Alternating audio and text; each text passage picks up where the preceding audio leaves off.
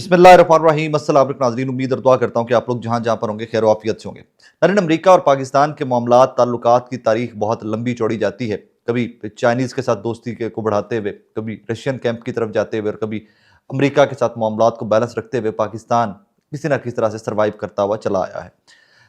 एक development recent जो हुई है, पाकिस्तान से एक दहशतगर्द पकड़ा गया अफगान पाकिस्तान बॉर्डर के करीब से, जो उसके बारे में मुतज़ाद इत्तलात हैं। कुछ सहाफ़ी कुछ क्लेम करते हैं, कुछ एरिया क्लेम करते हैं, कुछ एरिया क्लेम करते हैं और फिर उसको अमेरिका के हवाले किया गया।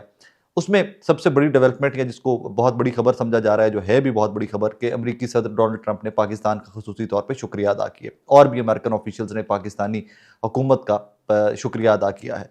अब इसके अंदर एंगल क्या है, या इसके अंदर जो जिसकी जिसके ऊपर बात की जानी चाहिए और बहुत कम लोग उसके ऊपर बात कर रहे हैं, थोड़ा सा उस एंगल को खंगाल कर देखते हैं।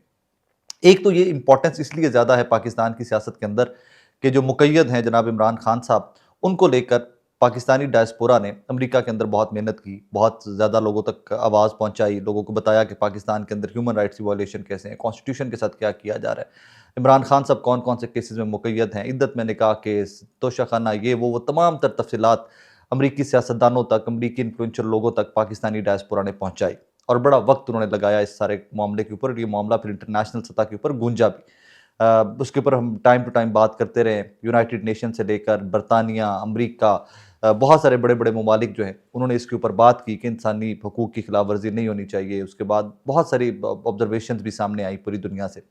अब एट वंस जब ये एक्सपेक्ट किया जा रहा था, जब ये आपको और मुझे बताया जा रहा था, बहुत सारे हमारे ब्लॉगर्स, बहुत सारे यूट्यूबर्स और बहुत सारे डिजिटल मीडिया के जो लीडिंग वॉइसेस हैं, उन्होंने एक चीज़ को, ये एक इंप्रेशन बना दिया था इस तरह का कि जैसे डोनाल्ड ट्रंप अगर इलेक्शन जीत गए तो उसके बाद इमरान खान रहा और ये सारे के सारे खत्म शुद। दो कि मैं तब भी बार बार टाइम टू टाइम आपको बताता है कि यार हुकूमती पॉलिसीज या स्टेट टू स्टेट मार्टर्स इस तरह ऑपरेट नहीं करते। लेकिन इसके सारे जरा इस मामले के ऊपर थोड़ा सा डिटेल में बात करते हैं। बीबीसी ने जो हेडलाइन लगाई है ना आज, वो आपके और मेरे लिए शर्म का मकाम है। आप और मैं सर पकड़ कर बैठ जाएं अगर थोड़ा सा भी उसमें हम समझते हो कि सियासी मामलात को लेकर कैसे चलाया जाता है और टोन कैसी होती है। लेकिन इसमें एक चीज़ ज़रूर याद रखी जाए, एक चीज़ मैं अभी भी परसिस्टेंट हूँ, मैं आज भी इस चीज़ के ऊपर कायल हूँ कि अगर किसी एक शख्सियत को ट्रंप ज़ाती तौर पर पाकिस्तान से जानते हैं तो उस शख्सियत का नाम है इमरान खान।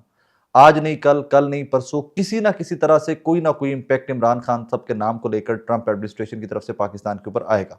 वो कैसे आएगा कैसे नहीं आएगा मुझे नहीं पता उसका, लेकिन जब आप जानते ही एक बंदे को एक मुल्क से जिससे आपसे आपकी पर्सनल पीआर रह चुकी हो या पर्सनल ताल्लुकात रह चुके हों, तो वो किसी ना किसी टाइम के ऊपर वो मामलात के ऊपर असरअंदाज, वो ताल्लुक या वो नो हाउ, वो हेलो हेलो और वो जो आपकी पर्सनल पीआर या आपकी स्टेट टू स्टेट पीआर जो होती है माजी की, वो किसी ना किसी तरह से इफेक्ट होती है। लेकिन अब खबर जो है इस दहशतगर्द को जो पकड़ कर भी अमेरिका को के हवाले किया है और जिसको कोर्ट में पेश कर दिया गया है अमेरिका की, उसके हवाले से बीबीसी ने खबर क्या छापी है, ये खबर आपके और मेरे दुनिया के अंदर हमारी हैसियत क्या है, हमारा किस किस कदर करीब से अमेरिका में अपना एलाय समझता है, कितने इज्जत के काबिल समझता है, हमारे आने वाले दिनों के अंदर मामलात कैसे अमेरिका के साथ चलेंगे, ये खबर जो है it says it all. BBC Urdu ने छापा है जनाब, काबुल एयरपोर्ट हमले के मास्टरमाइंड की गिरफ्तारी, आईएसआई से कहा ट्रंप से अच्छे ताल्लुकात के लिए इस मामले को तरजीह दें सीआईए चीफ। अच्छा, कैश पटेल, सीआईए चीफ, इन तमाम लोगों ने इस कैदी को वहां से एयरपोर्ट से रिसीव किया है। मतलब ये बहुत बड़ी डेवलपमेंट बताई जा रही है। लेकिन पाकिस्तान के अंदर ऑब्वियस ये बहुत बड़ी डेवलपमेंट है। इन डेज टू कम आप देखिएगा कि कल के टॉक शोज भी काफी सारे इसके ऊपर हुए, इन डेज टू कम भी शायद इसके ऊपर होंगे। उसमें बड़ी बात दहशतगर्द का पकड़ा जाना नहीं है। इस एंगल को प्लीज समझिएगा कि पाकिस्तान के या अफगान बॉर्डर से, इस बॉर्डर से किसी दहशतगर्द का पकड़ा जाना बड़ी खबर नहीं है।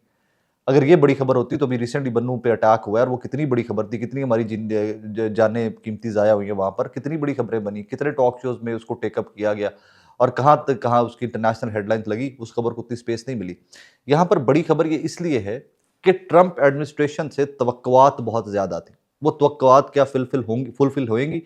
क्योंकि यहाँ पर तो ये जो बीबीसी ने छापा है कि सीआईए चीफ कह रहा है कि जनाब अगर आप ट्रंप एडमिनिस्ट्रेशन से या ट्रंप से अच्छे ताल्लुकात चाहते हैं तो इस दहशतगर्द को पकड़ने के मामले को तरजीह पर रखें। हमारी आईएसआई को, हमारी एजेंसी को कह रहा है, बंदा पकड़ा जाता है, बंदा उनके हैंड ओवर भी हो जाता है। अब फिर वो जो पिछला सारा होमवर्क था कि क्या इमरान खान की रिहाई के ऊपर, ह्यूमन राइट्स के ऊपर, लॉ के ऊपर, 26वीं आईनी तरमीम, 8 फरवरी के इलेक्शन, तमाम तर मामलात के ऊपर जो पूरी दुनिया के अंदर डिस्कशन होती रही, क्या वो डिस्कशन आज के बाद थम जाए? इसका एक एंगल ये है।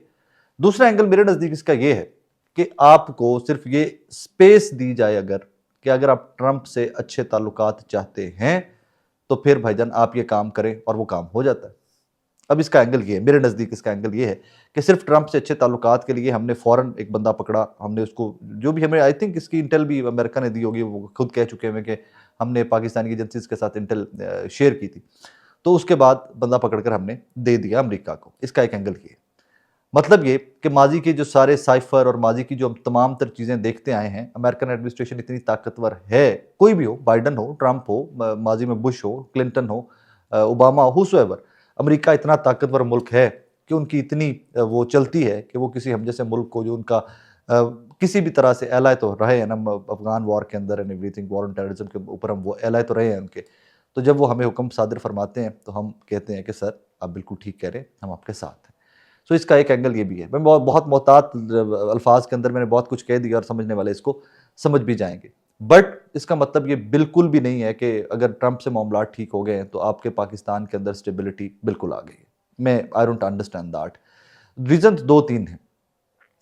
ट्रंप से मामला ठीक होते हैं, हो सकता है कि जो पाकिस्तान तहरीक इंसाफ के वर्कर्स की या जो बहुत सारे इमरान खान के चाहने वालों की ख्वाहिशात थी, हो सकता है वो बहुत जल्दी पूरी ना हो, लेकिन आप इमरान खान को कब तक अंदर रख सकते हैं?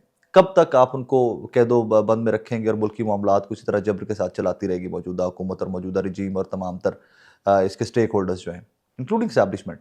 पॉसिबल नहीं है। उसकी मैं मेरे मेरे पास दलीलें बहुत मोटी मोटी हैं। सबसे बड़ी दलील, बलूचिस्तान के अंदर इस टाइम के ऊपर क्या हालात हैं हम सब रोज़ देखते हैं। बलूचिस्तान हुकूमती लोग, खालिद मकसी जैसे लोग, मैं उस दिन पीएसी में था, मैं पहले भी जिक्र कर चुका हूँ एक ब्लॉग के अंदर, मैं पब्लिक अकाउंट्स कमेटी में बैठा हुआ था, खालिद मकसी मेंबर है पीएसी के, और वो उस दिन अपने चेयरमैन को, जुनैद अकबर साहब को बता रहे थे, मकसी साहब, कि भाईजान बलूचिस्तान के हालात ये हो गए हैं कि हम शाम के बाद घरों से नहीं निकल सकते। और ये एमएनए कह रहा है, जो वजीर बना दिया गया अब। और खालिद बख्शी साहब कह रहे हैं कि वहां पे बलूचिस्तान के किसी वजीर को पकड़कर बीएलए ने उससे असलहा लेकर उसके बाद उसको छोड़ दिया। मतलब इतने बेबस हैं, हुकूमती वजीर, सूबाई वजीर पकड़ा गया खालिद बख्शी साहब के इंकशाफ के बकौल। आगे चलिए तो खैबर पख्तूनख्वा में मुराद सईद और कुछ लोग कितनी देर का अमन मार्च, सवात, इन एरियाज में कितनी देर का शोर मचा रहे थे कि तालिबान जो वापस आए हैं, जिनको लाया गया है, जिसका इल्ज़ाम तहरीक इंसाफ के ऊपर लगता है, और वो फिर मैं आज तक मानने से कासिर हूँ। चलिए आज इसके ऊपर भी थोड़ी सी बात कर लेते हैं, मेरे मुंह में जुमला आ गया था। बार बार कहा जाता था कि इमरान खान तो डमी प्राइम मिनिस्टर थे, इमरान खान तो डमी प्राइम मिनिस्टर थे, हम बात उनसे करेंगे। पीएमएलएन का ये स्टांस था, हम बात उनसे करेंगे जो इसको लेकर आए। कौन लेके आए जी? बाजवा लेके आया। ओके जी, ठीक है, अब बात बाजवा से करेंगे। तो इमरान खान इतना ताकतवर वजीर आजम था कि जब तालिबान की पाकिस्तान वापसी की बात हुई है, उनको रीसेटल करने की बात हुई है, तो इमरान खान ने अकेले फैसला कर लिया। जनरल फैज़, जनरल बाजवा, सारी फौज, सारी स्टैब्लिशमेंट, सारी ब्यूरोक्रेसी, सारे स्टेक होल्डर इस मुल्क के हैं जो एक साइड के ऊपर हो गए, इमरान खान ने अकेले कर लिया। या तो ये मानिए कि इमरान खान वाकई इतना ताकतवर वजीर आजम था, वो जो चाहता था वो कर लेता था और ये सारे मुंह देखते थे उसके बाकी सारे स्टेक होल्डर। या ये मानिए कि भाईजान उस फैसले के अंदर सबके सब शामिल थे। लेकिन ये सियासत है, ये सियासत इस तरह चलती रहती है। बहरहाल बात होती थी खैबर पख्तूनख्वा के हालातों वाक़यात की। जो खैबर पख्तूनख्वा के आज हालातों वाक़यात होते जा रहे हैं, बन्नू एक इंसिडेंट को, बड़ा दिलखराश सा इंसिडेंट है। मतलब जब भी वो बच्चों की, जब बन्नू का लफ्ज़ मेरे ज़हन में आता है, अब तो वो बच्चों की जो फ़ोटोज़ और वीडियोज़ आती हैं तो यार दिल दहल के रह जाता है। हम कब तक ये कीमत देते रहेंगे? हम नहीं दे सकते। हमने पहले 80,000 के करीब जानें, कीमती जानें अपने फ़ौजियों की, अपने सिविलियंस की, इस वॉर ऑन टेररिज्म के अंदर गँवाई है इस मुल्क ने। बिलियंस ऑफ डॉलर्स का नुकसान किया। Nothing we gained out of it. हमें कुछ नहीं मिला। और वो जो जंग, कल जनरल ज़ाहिद महमूद मेरे शो के गेस्ट थे और उन्होंने बड़ी खूबसूरत बात की और मैं 110% उनसे मुत्तफ़िक हूँ। अमेरिका चला गया है वहाँ से, अफ़गानिस्तान से, लेकिन वो जंग चलती रहेगी भाई, वो जंग चल रही है। ये ऑन गोइंग वॉर है। ये अभी ख़त्म नहीं हुई कि अमेरिका वहाँ से इनखला हो गया अमेरिका का, तो इसका मतलब अमेरिका जंग जीत के चला गया और पाकिस्तान में बड़ा अमन है और बाकी ममालिक में, हमसाया ममालिक में बड़ा अमन है। That is not going to happen. तो इसके लिए हमें चाहिए किस चीज़ की ज़रूरत क्या है? हमें एट दिस मोमेंट क्या चाहिए? एक मोटी सी चीज़ है। कोई भी जंग, कोई भी फ़ौज अपने मुल्क के लोगों के बगैर, सियासतदान लीड करते हैं जंगें, फ़ौज अमल दरामद करती है, अवाम साथ खड़े होते हैं, कौम साथ खड़ी होती है, फ़ौज के पीछे खड़ी होती है। अगर कौम, सियासतदान, ये तमाम स्टेक होल्डर आपके साथ नहीं खड़े, आप कोई जंग नहीं जीत सकते। उस जंग को जीतने के लिए, कौम को साथ खड़ा करने के लिए सबसे पहले आपको ज़रूरत किस चीज़ की है कि पूरी कौम को इकट्ठा तो किया जाए। ये बदकिस्मत साल जा रहा है 2025, 24, 23, ये जो साल गए हैं पिछले, इतने बदकिस्मत साल गए हैं कि यहाँ पर तो वो लोग कि जो कौम को डिवाइड, पख्तून, बलोच, पंजाबी, सिंधी में डिवाइड करने के लिए हवा देते हैं बेशरम लोग, उनको नौकरियां दी गई हैं पीटीवी में, उनको स्टेट के माउथपीस बनाकर लॉन्च किया गया।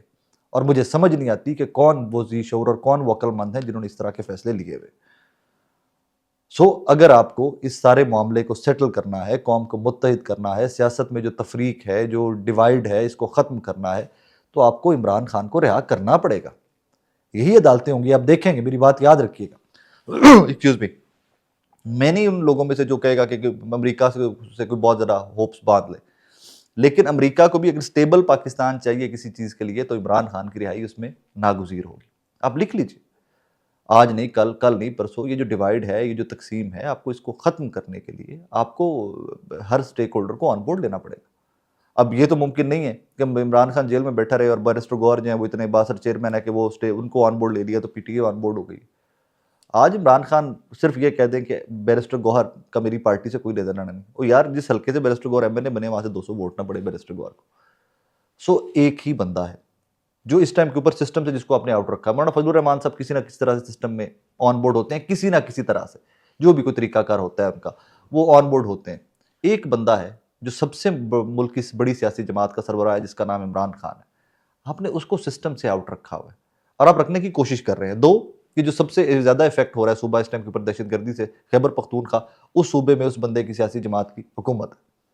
और ये भी एक बहस, बड़ी फजूल सी बहस मुल्क के अंदर छिड़ी हुई है। खैबर पख्तूनख्वा हुकूमत क्या कर रही थी, खैबर पख्तूनख्वा यार हुण अली अमीन गंडापुर ने जाके 4 सिपाही लैके बॉर्डर तक खलो के जंग नहीं लड़नी। ये पता नहीं कौन बेवकूफ़, और मेरे मुंह से अजीब सा लफ्ज़ आ गया था, कौन घटिया से लोग होते हैं कि जो इस तरह की चीज़ों के ऊपर बहस कर रहे हैं, इसके ऊपर टॉक शोज़ में बहस हो रही है। ओ भाई, जंगें, जो दहशतगर्दी की जंग जो अमरीका नहीं जीत के जा सका अफगानिस्तान से, वो अली अमीन बेचारे ने जाके उत्थे 4 सिपाही नाल लैके खैबर पख्तूनख्वा पुलिस दे जिहड़े रोज़ बेचारे शहीद हुंदे पे, उन्होंने लैके जाके बॉर्डर ते जंग लड़नी। ये पूरी कौम का मसला है, और ये कौम का मसला भी नहीं है, ये पूरे रीजन का, पूरी दुनिया का मसला है टेररिज्म। इसमें बदकिस्मती सी बात यह है कि फंस हम गए में, अगे ऐसे लग गए हैं किसी तरीके, जो भी वजूहत थी उसके ऊपर फिर कितनी डिटेल में बात करेंगे। वजूहत क्या थी कि हमें इतना इन जंगों में कूदने का शौक क्या होता था, या हमें इन जंगों में कूदने के ऊपर मजबूर कैसे कर लिया जाता था, कमज़ोर इतने थे। लेकिन इसके ऊपर डिटेल में किसी दिन बात करेंगे, क्या खोया क्या पाया के ऊपर बहुत डिटेल में इसके ऊपर किसी दिन इंशाल्लाह बात करेंगे। Right now we are at that junction of the history कि जनाब आपने देखना है कि आपके अपने मुल्क के अंदर क्या हो रहा था, इंटरनेशनल बॉर्डर्स पे क्या हो रहा था, आप किस तरह अफेक्ट हो रहे थे, टैकल आपने सिचुएशन की। That is up to you and me. वो हमारे मुल्क के जो स्टेक होल्डर्स हैं उन्होंने फैसला करना है कि इन डेज टू कम वो कैसे याद रखे जाएंगे। जाते जाते एक और गोशगुजार कर दूं चीज़ आपके, किसी ज़माने में मोहम्मद मालिक साहब ने एक टॉक शो में कहा था, मुझे अभी तक उनकी वो आवाज़ गूंजती है, अपने एक शो में उन्होंने कहा था कि मेरी वो कुछ बासर लोगों से, ताकतवर हल्कों से बात हुई, तो उन्होंने मुझे कहा, जी राय हमारे खिलाफ भी जाती है, पब्लिक ओपिनियन हमारे खिलाफ भी जाती है, तो हमें क्या फ़र्क पड़ता है, हमने कौन सा इलेक्शन लड़ने हैं। इलेक्शन नहीं लड़ने, जंगें ज़रूर लड़नी है। और जंगें लड़ने के लिए कौम की सपोर्ट हर फौज को, हर स्टैब्लिशमेंट को, हर ब्यूरोक्रेसी को, हर हुकूमत को हासिल होनी चाहिए, ज़रूरत होती है। और आज फिर बदकिस्मती की बात यह है कि वो वक्त आन पहुँचा है कि कौम को यकजा करने के लिए ज़रूरत है। अगर जंग लड़नी है हमने, जंग तो मुसल्लत है, जंग तो आन गिरी है आपके और मेरे ऊपर, तो अगर ये दहशतगर्दी की जंग हमने लड़नी है तो सबको इकट्ठे करना है। सबको इकट्ठा करने का काम नवाज शरीफ साहब नहीं कर सकते, सरदारी साहब नहीं कर सकते, जनरल आसिम मुनीर साहब नहीं कर सकते, चीफ जस्टिस याहिया साहब नहीं कर सकते, सदर आसिफ जरदारी नहीं कर सकते। ये तमाम स्टेक होल्डर्स को मिलकर करना पड़ेगा। और सबसे बड़ा स्टेक होल्डर इस मुल्क का this moment, political stakeholder जो है, उसका नाम इमरान खान है, जो डयाला जेल में मुक़य्यद है। तो ट्रंप कुछ भी कहे, कल को कोई भी कुछ भी कहे, हमें अपने इंटरनल मैटर्स को नॉर्मलाइज करने के लिए, बेहतर एंगल लेने के लिए, बेहतर मामलात को आगे लेकर चलने के लिए जनाब आपको और मुझे ये करना पड़ेगा। आज नहीं तो कल, कल नहीं तो परसों, कितनी देर और रख लेंगे, महीना 2 4 6, सारी उम्र तो नहीं रख सकते आप। और अगर आप सारी उम्र रखने का प्लान करके बैठे में, तो यू हैव नो आइडिया कि आपके कुछ मस्खरे जो इस कौम को डिवाइड करने की साजिशें कर रहे हैं, आप उनको किस कदर तकवीत बख्श रहे हैं। नाज़रीन, अपना बहुत सारा ख्याल रखिएगा, दुआ में याद रखिएगा। अल्लाह हाफ़िज़।